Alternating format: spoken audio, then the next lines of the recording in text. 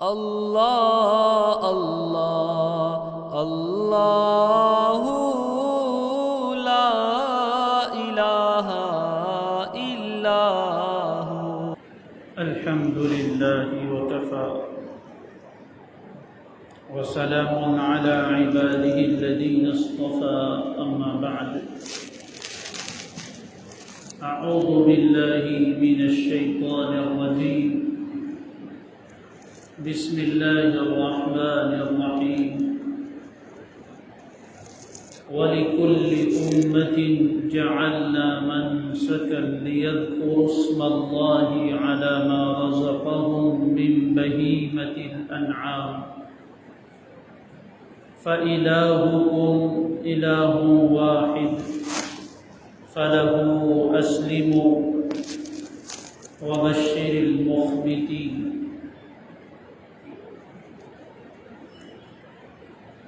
وقال النبي صلى الله عليه وسلم من وجد سعة فلم يضحي فلا يقربن مصلانا۔ اللهم صل على سيدنا محمد وعلى آل سيدنا محمد وبارك وسلم۔ میرے محترم دوستوں اور بزرگوں، اسلامی سال کا 11واں مہینہ ذوالقعدہ آدھا گزر چکے، اور اس کے بعد اسلامی سال کا آخری اور بہت برکت والا، بہت احترام والا مہینہ ذوالحجہ آ رہا ہے۔ سال کے 12 مہینے ہوتے ہیں، ان میں سے 4 مہینے احترام والے، ان میں سے ایک ذوالقعدہ جو ابھی چل رہا ہے، دوسرا ذوالحجہ جو اس کے بعد آئے گا، اور تیسرا محرم جو اس کے بعد آئے گا، اور چوتھا رجب۔ یہ 3 مہینے لگاتار آتے ہیں، ذوالقعدہ، ذوالحجہ اور محرم، اور رجب ایک الگ آتا ہے۔ یہ 4 مہینے قرآن مجید میں اللہ تبارک و تعالی نے فرمایا ہے کہ منہا اربعۃ حرم، 12 مہینوں میں سے 4 مہینے احترام والے۔ ان مہینوں میں نیکی کرنے کا مقام و مرتبہ اور ثواب دوسرے مہینوں کے مقابلے میں زیادہ ہے، اور اسی طرح ان مہینوں میں گناہوں سے بچنے کی تاکید دوسرے مہینوں کے مقابلے میں زیادہ ہے۔ تو یہ عظمت احترام والے مہینے ہیں، اور آنے والے مہینے میں اللہ تبارک و تعالی نے 2 بہت بڑی عبادتیں مقرر فرمائی ہیں۔ ایک تو اسلام کا اہم ترین فریضہ حج، اور دوسرا اسلام کا اہم ترین واجب قربانی۔ یہ 2 عبادتیں ذوالحجہ کے مہینے میں اللہ تعالیٰ کی طرف سے مقرر فرمائی گئی۔ حج کے سلسلے میں تو ہم جانتے ہیں کہ دین کے جو بنیادی 5 ارکان ہیں، ان میں سے ایک اہم ترین رکن ہے، اور فضائل حج انشاءاللہ تعلیم میں سنتے ہیں اور سنیں گے۔ اس وقت جو بطور خاص مجھے ذکر کرنا ہے وہ قربانی کے سلسلے میں چند باتیں۔ اللہ تبارک و تعالی ہم سب کے دلوں میں قربانی کی اہمیت راسخ اور مضبوط فرما دے، اور اللہ تعالی ہم سب کو اخلاص والی سچی قربانی کرنے کی توفیق عطا فرمائے۔ سب سے پہلی چیز تو یہ ہے کہ قربانی ہے کیا، اور قربانی کا معنی کیا ہے۔ قربانی یہ اردو زبان میں ہو گیا ہے، عربی میں لفظ ہے قربان، اردو میں آ کے اس میں یا لگا دی تو قربانی بن گیا۔ یہ قربانی ہو یا قربان ہو، یہ بنا ہے قرب سے، اور قرب کے معنی نزدیکی۔ قرب کے معنی نزدیکی حاصل کرنا۔ اب ظاہر ہے کہ نزدیکی اسے ہی حاصل کرنی پڑتی ہے جو دور ہو، تو کون سی دوری ہے جس کو ختم کر کے نزدیکی حاصل کرنا ہے؟ ہم سب بار بار دعا بھی مانگتے اللہ میں اپنا قرب عطا فرما، اپنی نزدیکی عطا فرما۔ تو یہ قرب اور نزدیکی کیسے ملتی ہے، اور ہم کہاں دور آ گئے جہاں سے ہمیں اللہ سے قریب ہونا ہے؟ تو ہم سب جانتے ہیں کہ اللہ تبارک و تعالی نے جب حضرت انسان کو، حضرت آدم علیہ السلام کو پیدا فرمایا، تو پیدا تو فرمایا تھا زمین کا خلیفہ بنا، لیکن سیدھا زمین پر نہیں اتارا، بلکہ پیدا کرنے کے بعد اللہ تبارک و تعالی نے حضرت آدم علیہ السلام کو جنت میں ٹھہرایا۔ اور ہم سب جانتے ہیں جنت اللہ تبارک و تعالی سے انتہائی قرب کی جگہ ہے، اللہ سے بہت نزدیکی کی جگہ ہے۔ اللہ تبارک و تعالی کی رحمتوں کی خاص تجلیہ وہاں ہے، وہاں ایک مدت تک رہے۔ پھر وہ واقعہ پیش آیا جو ہم سب جانتے ہیں کہ منع فرمایا تھا ایک درخت کے قریب جانے سے، لیکن شیطان نے وسوسہ ڈالا اور اسی درخت کو سب سے بڑا کمال بنا کر دکھایا کہ یہ درخت تو ایسا ہے کہ اس کو کھاؤ گے تو جنت میں ہمیشہ رہنے کا موقع مل جائے گا، یہ تو شجرۃ الخلد ہے۔ اور اجتہادی غلطی ہوئی بلکہ کروائی گئی، اور پھر کیا ہوا وہ بھی ہم جانتے ہیں کہ اس کے بعد حضرت آدم علیہ السلام کو، حضرت حوا کو اور ابلیس کو، سب کو وہاں سے نیچے اترنے کا حکم دیا گیا۔ قلنا اہبطوا منہا جميعا، اللہ نے حکم فرمایا کہ یہاں سے تم سب کے سب نیچے اتر جاؤ۔ اب وہ جنت سے اتر کر زمین پر آ گئے۔ ظاہر ہے کہ جنت اللہ تبارک و تعالیٰ کے بہت قرب کی جگہ ہے، اور زمین پر آنے کی وجہ سے انسان اللہ تبارک و تعالیٰ سے دور ہوا۔ تو اب وہاں سے جو نیچے اترا ہے دوبارہ روانگی کا سفر ہے، دوبارہ ریٹرن ہونا ہے اسی جنت کی طرف، اس لیے کہ ہمارا ٹھکانہ کیا ہے؟ جنت ہے، اور جنت اللہ کے قرب کی جگہ ہے۔ تو جنت تک پہنچنے کے جو راستے، ان سب راستوں کو قربانی کہا جاتا ہے۔ تمام نیک اعمال ایسے ہیں جو انسان کو جنت سے اور اللہ سے قریب کرتے ہیں۔ ہم ایک راستے پر چل رہے ہیں، صراط مستقیم، سیدھا راستہ جو کہاں پہنچتا ہے؟ جنت تک پہنچتا ہے۔ تو جو انسان نیکی کی زندگی گزارتا ہے، گناہوں سے اپنے آپ کو بچاتا ہے، وہ جنت سے قریب ہوتا چلا جاتا ہے۔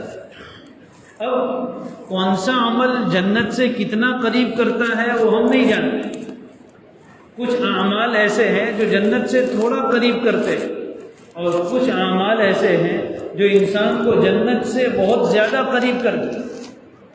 فاصلہ بہت لمبا ہے، لیکن کچھ اعمال کی وجہ سے انسان کی رفتار بہت بڑھ جاتی ہے، اور وہ چھوٹا سا عمل کر کے اس جنت کے راستے پر ہزاروں میل آگے پہنچ جاتا ہے۔ ان اعمال میں سے ایک بہت بڑا عمل قربانی ہے، اس کا نام ہی قربانی رکھا گیا اس لیے کہ یہ اللہ تعالیٰ سے اور جنت سے قریب کرنے میں اپنا ایک خاص اثر رکھتا ہے۔ اور یہ قربانی کوئی آج سے نہیں ہے، جب سے دنیا بنی ہے۔ حضرت آدم علیہ السلام پہلے انسان دنیا میں تشریف لائے، ان کے 2 بیٹوں کا واقعہ قرآن میں موجود ہے۔ اذ قربا قربانا واتلو علیہم نبأ ابنی آدم بالحق، اللہ فرماتے ہیں اے پیغمبر لوگوں کے سامنے پڑھ کر سنائیے آدم کے 2 بیٹوں کا واقعہ۔ اذ قربا قربانا، جب ان دونوں بیٹوں نے قربانی پیش کی تھی، معلوم ہے قربانی تبھی سے چل رہی ہے، دونوں نے اللہ کا قرب حاصل کرنے کے لیے اپنی طرف سے ایک جانور ذبح کیا۔ اذ قربا قربانا، پھر آگے واقعہ لمبا ہے، تو یہاں سے ابتدا ہوئی ہے قربانی کی۔ اور ہر زمانے میں، ہر امت میں اللہ تبارک و تعالی نے قربانی کی عبادت مقرر فرمائی۔ وَلِكُلِّ أُمَّةٍ جَعَلْنَا مَنْسَكًا، اللہ قرآن میں فرماتے ہیں کہ ہر ایک امت کے لیے، کسی ایک امت کا بھی استثناء نہیں، ہر امت کے لیے ہم نے قربانی مقرر فرمائی ہے۔ جانوروں کی قربانی اللہ تبارک و تعالی نے ہر امت پر مقرر فرمائی تھی اور اس امت پر بھی مقرر فرمائی۔ نبی اکرم صلی اللہ علیہ وآلہ وسلم نے اس قربانی کی حقیقت بیان فرمائی۔ یہ قربانی کی داستان تو پہلے دن سے چلی آ رہی ہے۔ دنیا میں لاکھوں کروڑوں انسانوں نے، اللہ کے نیک بندوں نے اللہ کا قرب حاصل کرنے کے لیے اپنی سب سے قیمتی چیزیں اللہ کے راستے میں قربان کی، لیکن قربانی کی اس تاریخ میں، قربانی کی اس ہسٹری میں سب سے بڑا جو واقعہ پیش آیا اور وہ سنہرا واقعہ ہے، وہ انہونا واقعہ ہے جو حضرت ابراہیم علیہ السلام کے ذریعے سے وجود میں آیا۔ واقعہ معلوم ہے، ابھی مجھے ذکر نہیں کرنا ہے۔ ان سے اللہ تعالیٰ نے بیٹے کی قربانی مانگی اور انہوں نے اس قربانی کو سچ کر کے دکھایا۔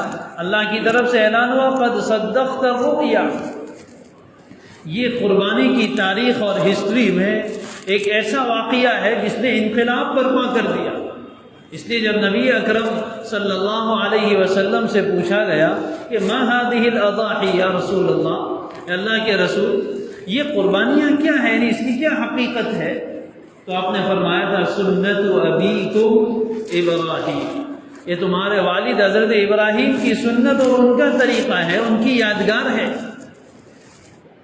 اور یہ قربانی انسان کو اللہ سے قریب کرتی ہے۔ اسی لیے نبی اکرم صلی اللہ علیہ وسلم نے مستقل اس کے فضائل بیان فرمائے جو ہر سال ہم سنتے ہیں۔ یہ قربانی کے جانور انسان کو پل صراط سے گزارنے والے ہیں۔ روایتوں میں فرمایا کہ کل قیامت کے دن جہاں انسان کے اعمال لائے جائیں گے وہاں یہ قربانی کا جانور پورا لایا جائے گا، یہاں تک کہ اس کے سینگ، اس کے پیر کے کھر یہ بھی لائے جائیں گے جو کھانے کے کام میں استعمال نہیں ہوتے، اور اس کو بھی اس کے ایک ایک بال پر اللہ تبارک و تعالی نیکیاں عطا فرمائے۔ قربانی کے جانور کا پہلا قطرہ خون کا زمین پر گرے اس سے پہلے اللہ تبارک و تعالی کے ہاں وہ قبول ہو جاتا ہے۔ یہ بہت اہم ترین عمل ہے۔ سب سے پہلے اس کی اہمیت اور اس کی فضیلت ہمارے دلوں میں ہونی چاہیے۔ کوشش یہ کی جا رہی ہے کہ مسلمانوں کے دلوں سے قربانی کی اہمیت کو نکالا جائے، اس کو ایک بوجھ سمجھ لیا گیا ہے۔ قربانی تو ایک عاشقانہ عمل ہے، محبت بھرا عمل ہے۔ اپنے محبوب کے لیے کوئی چیز قربان کر دینا، اس کا جو لطف ہے، اس کا جو مزہ ہے، وہ کوئی عاشق اور محبت کرنے والا ہی سمجھ سکتا ہے۔ دنیا میں جو لوگ ناجائز محبتیں کرتے ہیں وہ اپنے محبوب کے لیے کیا کچھ قربان کرتے ہیں۔ کتابوں میں لکھا ہے کہ امریکہ کے ایک آدمی نے اپنی گرل فرینڈ کے لیے پورا بوئنگ ہوائی جہاز ہدیہ کیا۔ صرف ناپاک محبت کے لیے انسان اتنی بڑی قربانی دے سکتا ہے، تو اللہ تبارک و تعالیٰ کی محبت میں کیا ایک انسان اپنے مال کا تھوڑا سا حصہ اللہ کے نام پر قربان نہیں کر سکتا؟ اس کا ایک لطف ہے، اور اللہ تبارک و تعالیٰ کے یہاں اس سے جو انسان کو قرب اور نزدیکی ملتی ہے وہ عام حالات میں نہیں مل سکتی، اور دوسرے اعمال کے ہر عمل کا اپنا ایک خاص اثر ہے۔ اللہ کا قرب دلانے میں اس قربانی کے جانور کا جو اثر ہے وہ کوئی اور نیک عمل اس کی جگہ نہیں لے سکتا۔ اس طرح کی باتیں بھی چلائی جا رہی ہے سوشل میڈیا پر اور بہت سی جگہوں پر کہ ایک دن میں اتنے جانور قربان کرنے سے کیا فائدہ، لاکھوں کروڑوں کی تعداد میں جانور ذبح کر دیے جاتے ہیں، گوشت نہیں کھائیں گے تو کہ مر جائیں گے کیا؟ اس سے تو اچھا ہے کہ اتنا پیسہ جمع کر کے کوئی رفاہی کام کیا جائے، کوئی ریلیف کا کام کیا جائے، غریبوں کی مدد کی جائے، غریبوں کے گھر بنا دیے جائے، ہاسپٹل بنا دیے جائے، اور ایجوکیشن کے پیچھے مال خرچ کیا جائے۔ یہ بہت ساری باتیں ابھی قربانی کے موقع آتے ہی شروع ہو جاتی ہے، یہ ذہن بنانے کی کوشش کی جاتی ہے، کبھی اخبارات کے ذریعے سے، کبھی سوشل میڈیا کے ذریعے سے۔ یاد رکھیں کہ قربانی ایک عبادت ہے، کوئی دنیا کی طاقت مل کر اس عبادت کو ختم نہیں کر سکتی۔ اس عبادت کو جیسے کرنے کا حکم دیا گیا ہے اسی طرح ادا کیا جائے گا۔ ایک آدمی 10,000 روپے کا ایک بکرا لے کر اپنی واجب قربانی ادا کرے، اس کے مقابلے میں کوئی آدمی 10 لاکھ روپے کسی غریب کو دے دے، اللہ کی قسم اس کے واجب کے مقابلے میں اس کے 10 لاکھ روپے خرچ کرنا اس کو اللہ کا قرب نہیں دلوا سکتا۔ اور جو یہ باتیں اور مشورے دینے والے ہیں ان کو مسلمانوں کو صرف عبادت سے دور کرنا سمجھ میں آتا ہے۔ یہی بات حج عمرہ کے تعلق سے کہی جاتی ہے کہ بار بار حج عمرے کرنے کی کیا ضرورت ہے، اتنے پیسے ہیں تو غریبوں کو دو نا۔ تو دوسرے سارے شوق جب پورے کیے جاتے ہیں اس وقت غریب یاد نہیں آتے۔ شادیوں میں جب لاکھوں روپے خرچ کیے جاتے ہیں وہاں کوئی کہنے نہیں جاتا ہے کہ اتنے پیسے کیوں خرچ کر رہے ہو بھائی، غریبوں کو دو، تمہارے فلاں رشتہ دار غریب ہے ان کو دو۔ 1 لاکھ اور 1.5 لاکھ روپے کا آئی فون استعمال کیا جاتا ہے، اس وقت کوئی کہنے نہیں جاتا ہے کہ بھائی 10,000 کا فون بھی آتا ہے وہ استعمال کرو نا، باقی 90,000 روپے کسی غریب کو دے دو، کسی بچے کی فیس میں ادا کر دو، وہاں کوئی نہیں کہتا۔ گھر میں رہنے کی ضرورت کرائے کے مکان میں بھی پوری ہو جاتی ہے، چھوٹے سے فلیٹ 10, 12, 15 لاکھ کے فلیٹ میں بھی پوری ہو جاتی ہے، 1 کروڑ کا بنگلہ کیوں بنا رہا ہے بھائی؟ اتنا پیسہ دے دے کسی غریب کو۔ لباس کی ضرورت تو 500 روپے کے کپڑے میں پوری ہو جاتی ہے، 5,000 کا سوٹ کیوں پہنتا ہے؟ گاڑی کی ضرورت تو 20-25 ہزار کا اور بسیں بھی چلتی ہے، 5 لاکھ کی گاڑی کیوں لے رہا ہے بھائی؟ اتنے پیسے کسی غریب کو دے دے، وہاں کوئی نہیں کہتا۔ جہاں موقع آتا ہے عبادت کا، جہاں موقع آتا ہے شریعت کے حکم کو پورا کرنے کا، وہاں یہ ساری چیزیں نظر آتی ہیں۔ اور جن جگہوں پر خرچ کرنے کے لیے کہا جاتا ہے ان کی حقیقت آپ سب جانتے ہیں۔ بہرحال تو یہ چیز ہمارے دل میں اہمیت اس کی ہونی چاہیے، قربانی کا ایک شوق ہونا چاہیے، قربانی کا ایک جذبہ ہونا چاہیے، اور ابھی سے ہم تیاری کریں، اپنے ذہنی اعتبار سے، مالی اعتبار سے اپنے مال کا حساب لگائیں کہ میرے اوپر قربانی واجب ہوتی ہے یا نہیں ہوتی۔ قربانی کس پر واجب ہوتی ہے؟ ایک چیز اچھی طرح سمجھ لیجئے کہ قربانی واجب کس پر ہوتی ہے۔ ہم میں سے بہت سے ایسے ہیں جن پر قربانی واجب ہو جاتی ہے لیکن ہم سمجھتے ہیں کہ ہم پر قربانی واجب نہیں ہے۔ 2 نصاب ہے، ایک نصاب تو وہ ہے کہ اتنی مقدار ہونے پر اور ایسا مال ہونے پر زکوٰۃ انسان پر فرض ہوتی ہے۔ تو سیدھی سی بات یہ ہے کہ جس پر زکوٰۃ واجب اور فرض ہوتی ہے اس پر قربانی بھی واجب اور فرض ہوتی ہے۔ لیکن بہت سے ایسے ہیں جن پر زکوٰۃ واجب نہیں ہے لیکن قربانی ان پر واجب ہوتی ہے، اس لیے کہ زکوٰۃ کے لیے سونا، چاندی، روپے پیسے، تجارت کا مال، یہ چیزیں ہوں ایک خاص مقدار میں، جو 612 گرام چاندی کی مقدار ہے اس میں، لیکن سونا چاندی، روپے پیسے، تجارت کا مال، اتنی ہی چیزیں شمار کی جاتی ہیں۔ اس کے مقابلے میں قربانی کے لیے عموم ہے، سونے چاندی روپے پیسے کا ہونا ضروری نہیں، ضرورت سے زائد انسان کی جو بشری ضرورتیں ہیں، جو انسانی بنیادی ضرورتیں ہیں، اس سے زائد اگر اتنا مال اس کے پاس ہے جو نصاب کی مقدار کو یعنی 612 گرام چاندی کی قیمت کو پہنچ جائے تو اس آدمی پر قربانی واجب ہو جاتی ہے۔